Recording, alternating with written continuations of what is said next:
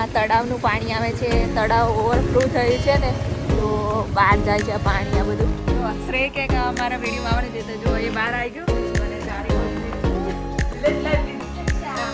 આપણે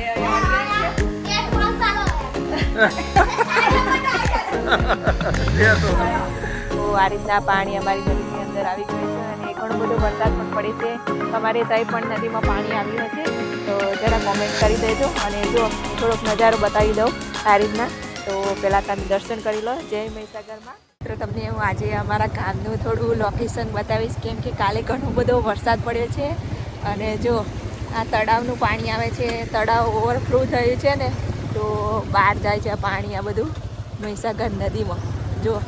અને આ રસ્તો છે અમારો, જે અમે રેગ્યુલર ખેતરમાં જઈએ ને તે રસ્તો છે હે ને. અને રસ્તા પર આટલું બધું પાણી. હવે આપણે તો ખેતરમાં ઘાસ વાટવાની પણ રજા, કેમ કે અહીંયા થઈને જવાય અને અહીંયા તો પાણી છે એટલે જો છેક પાણી આખા રોડ પર છે. અને અમે જવાના છીએ આજે નદી. તો જો પાણી પાણી થઈ ગયું બધા જ. અને તમારે ત્યાં નદી તળાવ બધા છલકાયા છે કે નહીં તે કોમેન્ટ કરજો. તો હવે આપણે જઈશું નદીમાં કેટલું પાણી આવે છે મહીસાગર.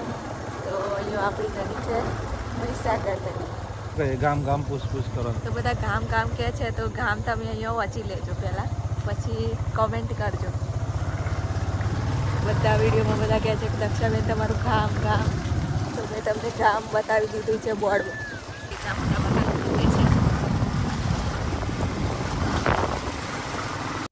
હેલો, કેમ છો?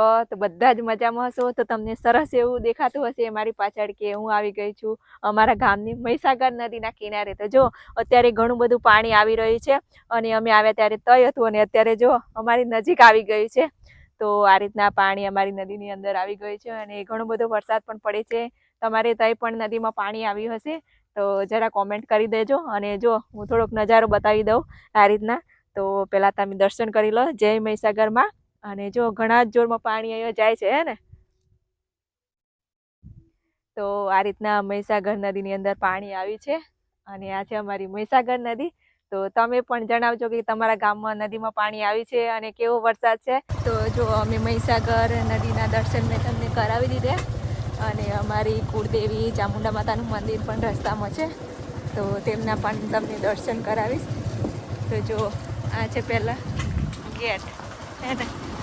હવે આગળ થઈને પણ જવાય છે તો અમે આગળ થઈને જવાના છીએ. જો પાછળ બાજુ આ રીતના રસ્તો છે અને વરસાદ પણ સારું થઈ ગયો છે.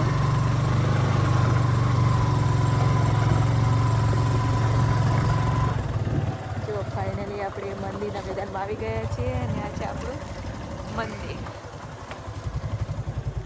આપણું મંદિરનું લોકેશન અહીંયા જે ચૈત્રી આઠમ સુદના દિવસે ભવ્ય મેળો થાય છે તો મેં તમને ઘણીવાર બતાવ્યું છે. તો આ જો આપણું લોકેશન જોવા અહીંયા મોટો આ રીતના પીપળો છે, કેટલા વર્ષો જૂનો હશે. અને હવે હું જઉં છું દર્શન કરવા, કેમ કે અત્યારે તો મંદિર બંધ છે પરંતુ આપણે દર્શન તો કરતા જઈએ. અને વરસાદ પણ શરૂ થઈ ગયો છે. લાય મંદિરની સામે કુંડ છે તો ચૈત્ર સુદ આઠમના દિવસે અહીંયા મોટો યજ્ઞ કરવામાં આવે છે અને જેમની ઈચ્છા હોય તે અહીંયા હવનની અંદર બેસી શકે છે. તો આ વિડીયો મેં બધાને બતાવેલો હશે, લગભગ બધાએ જોયો હશે. તો જો અત્યારે તો મંદિરના દરવાજા બંધ છે પરંતુ આપણે દૂરથી દર્શન કરી લઈએ. જય ચામુંડા માતાજી.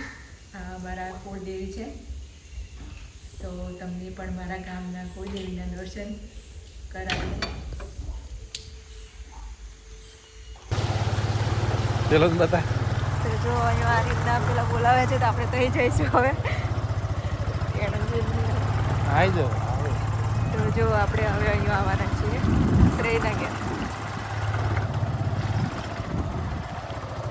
તો આપણે જો શ્રેય કે અમારા વિડીયોમાં આવવાનું છે તો જો એ બહાર આવી ગયો અને જારી ખોલી દીધી. તો જો આપણે હવે ખુશ થઈ ગયો. બોલ હે ના તાર મમ્મી ચેનલનું નામ બોલ.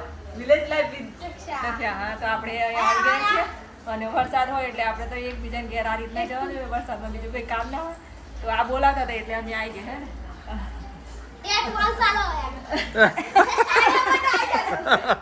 તે તો તમે બધા જ વિડીયોની અંદર કોમેન્ટ કરો દક્ષાબેન તમે કયા ગામના છો, ક્યાં રહો છો, શું છે તમારું ગામનું નામ, તમે શું કરો છો. તો આ રીતના હું યુટ્યુબની અંદર દક્ષા રેસીપી બ્લોગ આપણી ચેનલ છે તો ચેનલને સબસ્ક્રાઈબ કરી દેજો. તો આ ચેનલની અંદર હું બધું મારા ગામની અંદર હું શું કામ કરું છું અને રેગ્યુલર આ રીતના તમને મારા ગામના બધા જ વિડીયો હું તમને બતાવતી રહીશ. તો આ વિડીયોને વધારે શેર કરી દેજો અને ફરીથી એક નવા વિડીયો સાથે મળીશું. ત્યાં સુધી બાય બાય.